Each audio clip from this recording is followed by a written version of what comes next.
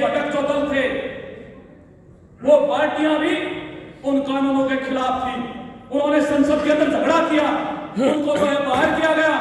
उसमें वामपंथी पार्टियों के भी सांसद थे, उनको कई दिन तक जो बाहर में कुछ लिखने अनुमति नहीं थी, उन्होंने धरना दिया।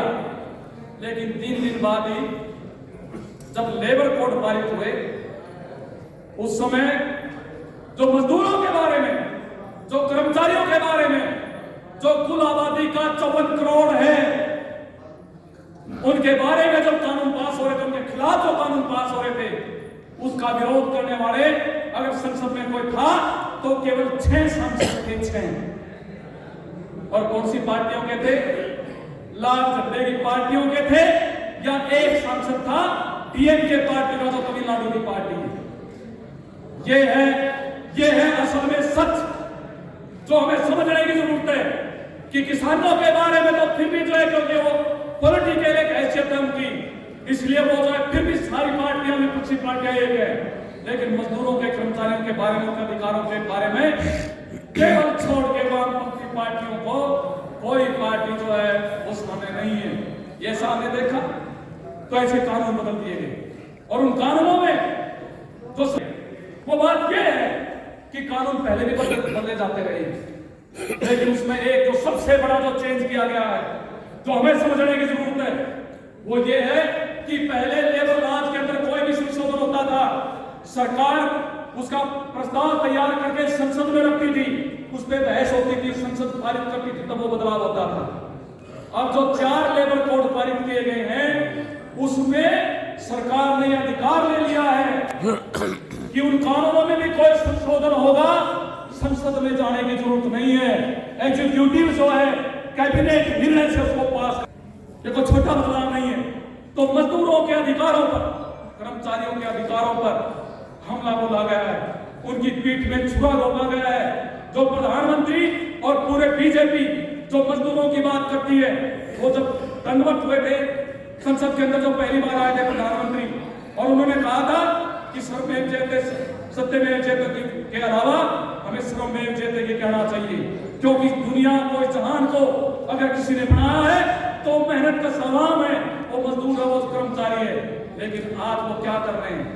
वो आप सबके सामने तो कानून बदले जा रहे हैं। फिर उन कानूनों के खिलाफ अगर कोई संघर्ष होकर रोकता है, संघर्ष करता है, तो आप उसको दबाने का काम करोगे, आप उसी में हमलावर होगे।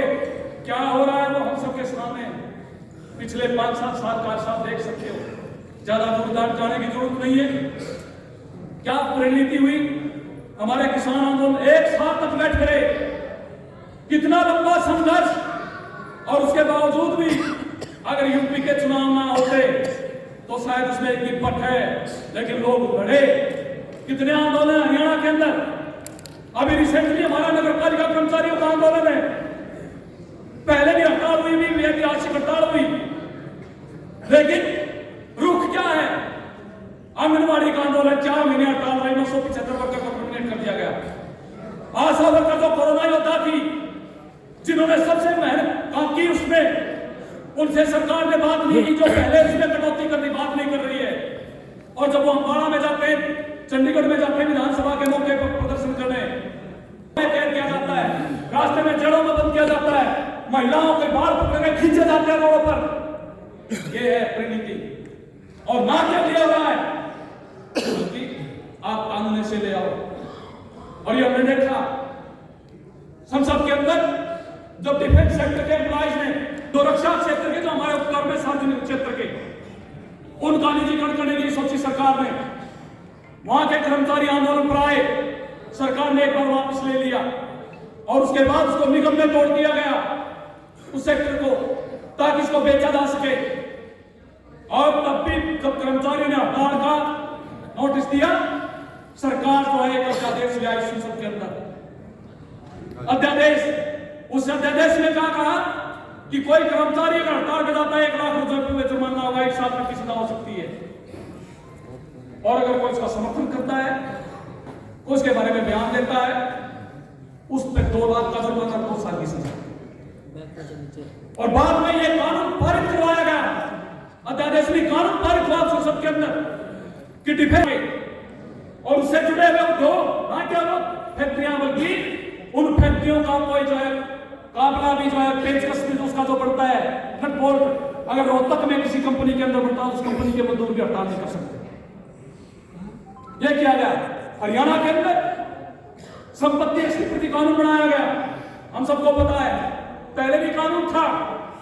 जो असल में तोड़फोड़ करने वाला है वो 8वें नंबर पर जो है कार्रवाई होगी, पहले नंबर पर वो नेता वही पहले नंबर पर होंगे।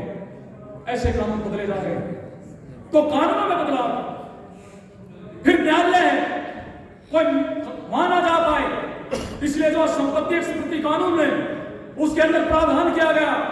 मान लिया मेरे ऊपर अगर कोई इल्जाम लगाती है, सरकार तय करती है कि मैंने जो है नुकसान किया है, अगर उसका जो है मेरे ऊपर 50 लाख का किया गया क्लेम, तो मुझे पहले 10 लाख रुपए जमा करवाना पड़ेगा, तब मैं हाई कोर्ट में अपील कर सकता हूं, वरना न्यायालय में नहीं जा सकता। लेबर कोर्ट जो है, जो हरियाणा के अंदर जो प्रदेश के अंदर जो आई थी, अभी लागू नहीं हुए, लेकिन उसके अंदर यह प्रावधान है कि आप जो है हड़ताल पे नहीं जा सकते। तो आपने अपनी नोटिस दिया हड़ताल का और मैनेजमेंट ने, सरकार ने आपको बुला दिया, आप हड़ताल नहीं कर सकते जब तक नेगोशिएशन जारी है। और अगर आपने हड़ताल की, एक दिन की हड़ताल का 7 दिन का वेतन, ये कटा फैक्ट्रियों के अंदर लोग एक दिन की हड़ताल के 8 दिन का वेतन कटा फैक्ट्रियों के। कानून लागू नहीं हुए, लेकिन उससे पहले ही मालिकों लागू कर दिए। और आप कोर्ट में नेगोशिएशन के बाद भी आप कोर्ट में नहीं जा सकते। सिविल कोर्ट में जब तक जो है आपका लेबर कमिश्नर, हायर अथॉरिटी वो नहीं कहता, तो आप लेबर कोर्ट, आप कोर्ट में जाते, सिविल कोर्ट में। लेबर जो कोर्ट है उनको खत्म कर दिया गया है, ये हो रहा है।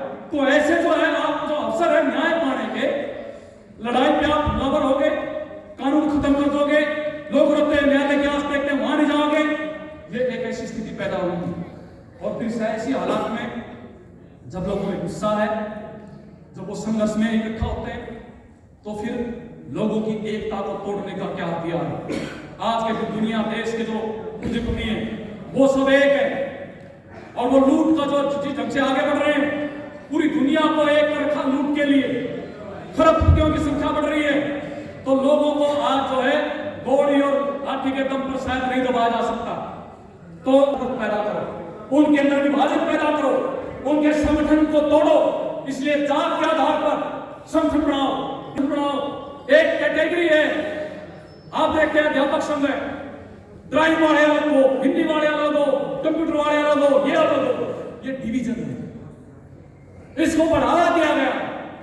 ये ऐसा नहीं है कि ये स्वाभाविक अभिव्यक्ति है, बल्कि ये बाकायदा साजिशाना ढंग से एक तरफ जो आप यूनियनों का रजिस्ट्रेशन नहीं करने दे रहे हैं, और रोडवेज के अंदर 14 यूनियनों का शायद रजिस्ट्रेशन हो चुका है। फैक्ट्री में कोई यूनियन रजिस्ट्रेशन करवा के देखे, क्यों?